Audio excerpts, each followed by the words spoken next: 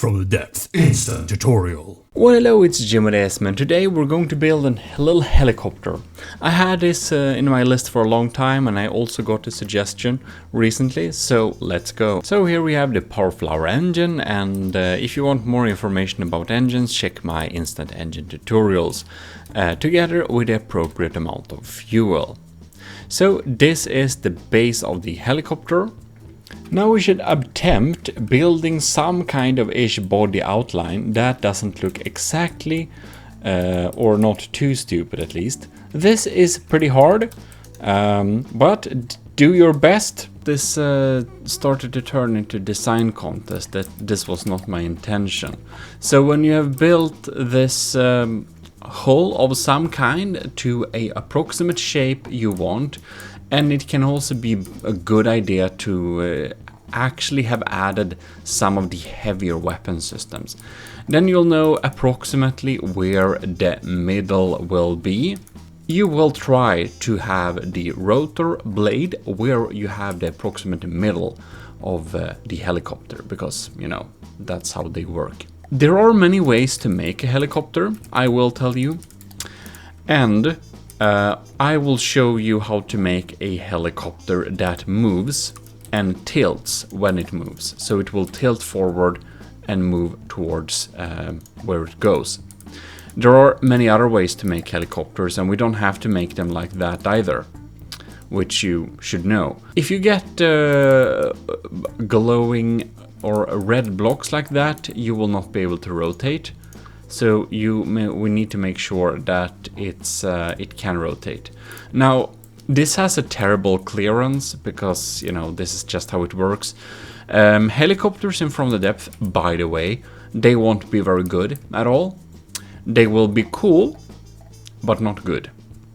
If you want to make stuff good, make hovercrafts or airplanes. Helicopters will be slower than the counterpart, and they will be performing worse. Just so you know that when you're building a helicopter, it will not be the performer of your fleet. And now just a little quick tip here. If we, for example, set this to rotate a little bit here, there is a setting inside extra configuration, and here we can actually set it to automatically point upwards. And if we do that, it will actually automatically stabilize the helicopter and act as some kind of gyroscope here. And that's super cool. This will make us stable, not flip over and stuff like that. However, for a helicopter that moves by actually tilting, this is not usable. But if you're making a helicopter that's not tilting to move, this might be something to add to make some good automatic control there.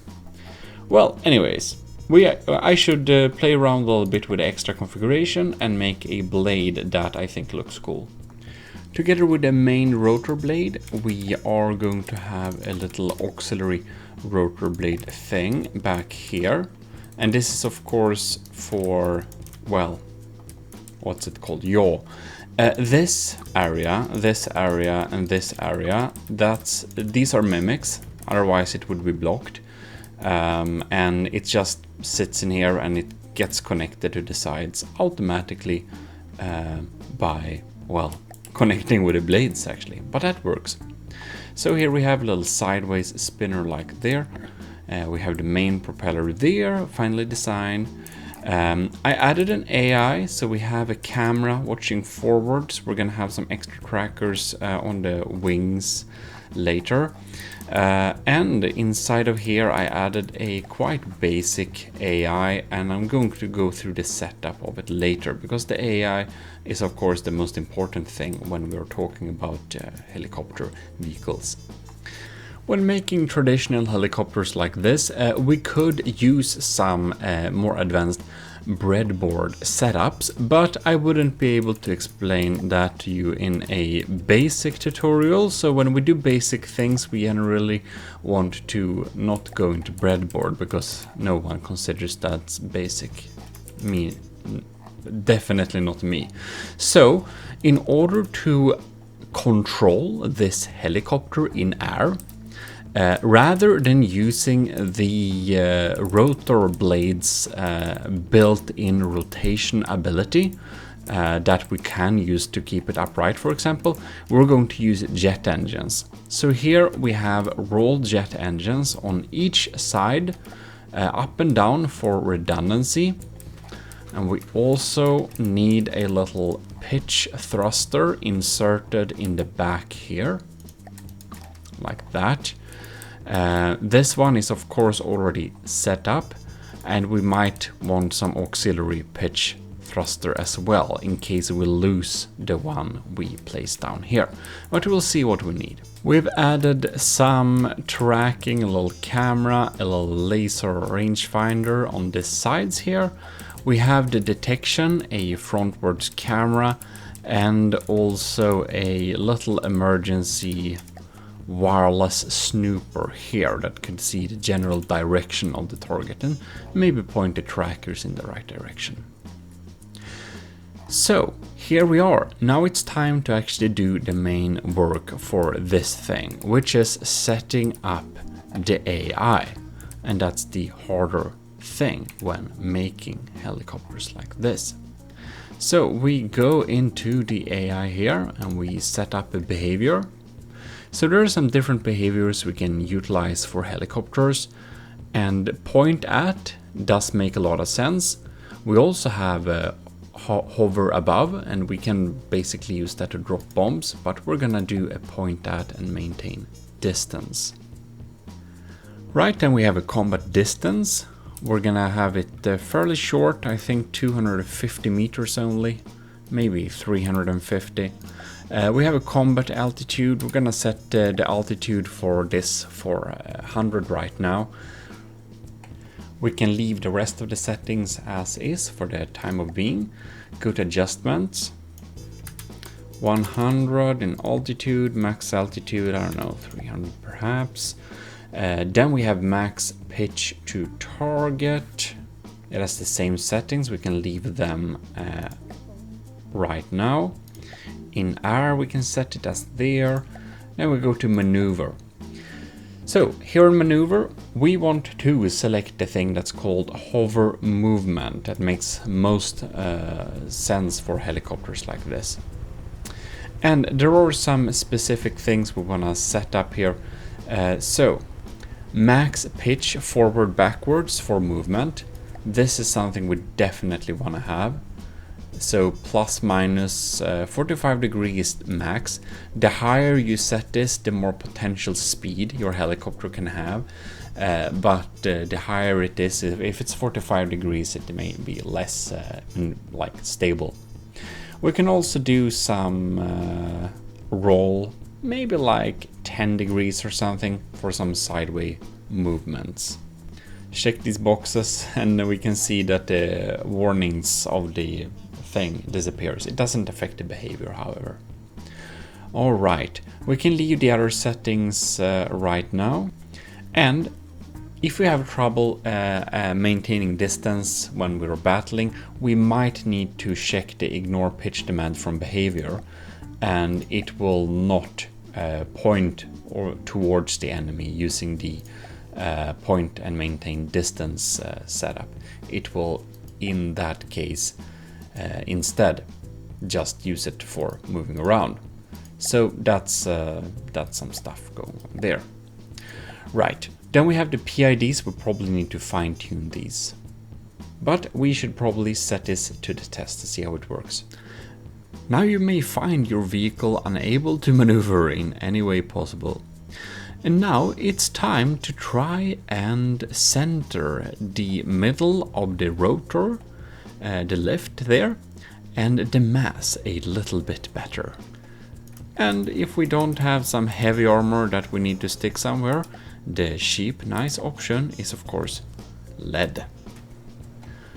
And now we still don't have any good control, but you can see that the mass center is much more close to the main propeller here now with some lead. And the reason for this is that this propeller is so enormously strong, and we don't really need the strength for a vehicle like this. It's just large to look cool, and then we even did extended the extra projection with an extra meter there. In any case, what we need to do is to switch from automatic control, because now it tries to use this propeller to use pitch. So we're gonna set it to manual control. We're gonna click the pusher preset, and that will make us be able to hover using this blade. And then we should also have the forwards command, so we can use it when going forward, so it understands it's there. And it doesn't spin very much, and it can use too much power too. So we'll need to tune down the power scale to something more sensible. And if you have a helicopter that's basically solid heavy armor, then it might be a much better balanced setup, and then you might actually need that engine strength. So maybe 0.2, see if we can get a stable using that. And we do also need pitch control in both directions. It's of course, we can't only have one pitching this direction, we need one that pitches the other way around too. Like there. A little jet to control that. Now, it can also be a good idea to go into the settings here, because as you heard me say before, main pitch forward backwards, maybe 4 to 5 degrees is a little hefty for this, so we can drag down this to 30%, should be plenty enough. And to make this thing that's still not stable, stable, we will need to go into the AI again and fiddle with the PIDs. So probably all of these are too strong. We can begin with putting them down. I already fixed pitch a little bit there. We have the roll, too strong roll. And if we turn it down, it should be a lot smoother. Forward, backwards, yeah, we already set that up. Got the strafe. And we don't really know exactly which is going to be used. We can also see the data here. If we can get smooth curves, that's absolutely fantastic. And there we have some more stability. I moved the pitcher here, so it sets there instead, and it's now more stable. And now you might validly think, but hey, now we're just flying with these jet things here. And that's true. What we can do is we can go into this thing, make sure we go to extra configuration, drag down, and set the power usage priority to 50, so it gets power here. And we can even set this down to, well, we can set it to be weaker, but we can switch from manual control and set it to be only rollers. And this one too, manual control, only rollers. So these are now only used for roll, and this means that now we should only use that for flying, except this one tries to help us hover as well. So we can go into this thing and set this one to manual, and this is only a pitcher. And if this is now too weak to get us flying, well, then it can give us some hint to boost up the power scale a little bit here. And if we have it too high, we may reach instability issues. Like now you can see, now we're starting to move out of control. You'll really have to fiddle around with the values to see what works for your helicopter. Half power for this thing seems to be working all right. And sometimes the automatic setup just works, but a lot of the time it just gets out of hand really quickly. And what you need to do at that time is just go, switch to manual. This is a roller, and this is a roller, whoops. And see what, just go and select everything, what it's supposed to be on each of them, because they are set up as automatic by default. You can see here, because otherwise it easily gets into a little like mood where the different thrusters and stuff like that is kind of switching roles, and when they are switching roles, they kind of make it just so much worse. So when we set it up manual like this, now you can see it magically became a little bit more stable. The heavier something is, the easier it is to make it more stable. So using the V menu, I retrofitted all the alloy to metal, and this added weight just makes it more stable. But if it goes up and down, it's probably because you can see here we have the gain for the altitude control, the hover control, it's too high. And then it gets out of control like this. If we set this to something lower, and when we turn it to a lower value, it will be much smoother in its movement. But if it's too low, it will also react slower until it's so weak it's kind of causes problems too. So you'll have to find a balance here. Well, you can see we have some pretty stable flight going on here at the value of, let's see, hover 0.021. So that's really like low values there.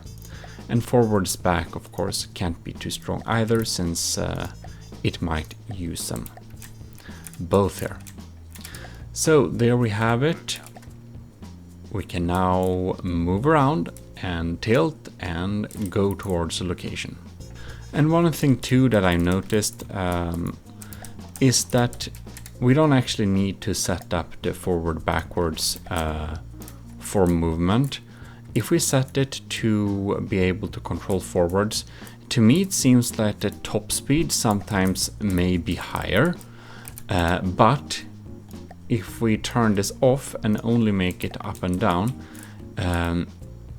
it sometimes go a little bit slower but more stably, so the stability is increased. And if you want this blade to spin faster, now I set the power scale back to 1, but if you want it to spin faster, you'll just need to turn the power scale down, and it will spin faster.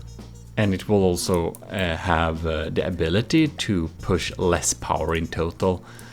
So don't put it too low. I know you may want it to spin really fast, but if you have it too low, it will you won't have enough power. But that's probably not you'll have to set it really low, and you'll notice that when it starts crashing and can't. You can see, you can hover over it, and if you see it's going over max thrust, it needs more. So for this, probably 0.3 is, we shouldn't have less than that, I think. It's also good to drag down the power scale a little bit. For this thing here, we can drag it down quite a lot, because otherwise this won't spin. And these can draw so enormous amount of power. These can take lots of power.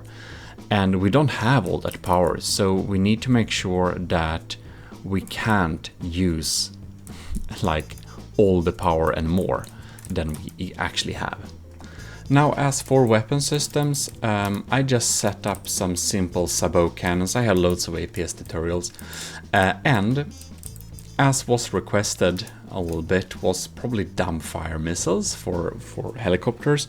And I understand people want Dumbfire Missiles, but I would also say we don't want Dumbfire Missiles, because they will never hit. Then you need to have them on a turret. What we can make is almost Dumbfire Missiles. So we need fins, we need the short-range thrusters, we need fins, we need some fuel, make sure we can reach the thrust duration of 5.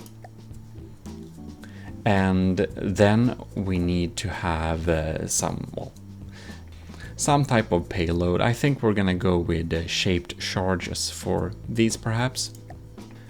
Shaped charges, frag and EMP, a beautiful combination. Then we're going to go and select one turn. Free internal space can be for fuel, very nice. So on the one turn, we are going to have a little 0 activation delay, and they are going to aim towards the enemy. The guidance, we don't have any guidance, so guidance activation delay, we don't need that. Warhead arming delay should probably be extremely low because we're gonna be real close with this missile. We probably want some lower convergence, so we probably want to drag this down a little bit since we're going to be pretty close to the enemy. And the short-range thruster should have a slight delay, just so it kind of has a little bit of time to, well, aim towards the enemy. And of course, on the missile, what you need to make when you make a missile like this, for a helicopter or anything that's aiming towards the enemy and fires, you need to go to the missile controller, set required accuracy before fire to like 20 degrees or something like that, and then you go to the missile system and check this box, use required accuracy on hull. Then it will only fire when you're kind of aiming towards the enemy. Another thing we need to do is go into the local weapon controller, all-in-one this is, and select the range bracket. We don't want to engage when we're too far away, so probably like max 500 meters, otherwise I think these are probably going to miss. So there we have it, 500 meters might actually need to be lower, but now we set it up as something at least. Suggest in comments what this thing should be called. It's now called the helicopter, and we can try it out. Well, let's spawn a poor little marauder. And we can see it probably detects the enemy, slowly adjusts, starts to tilt, spin up the blades, and it will slowly go there in like 30 meters per second speed. If I remember to set the AI to automatic, that is.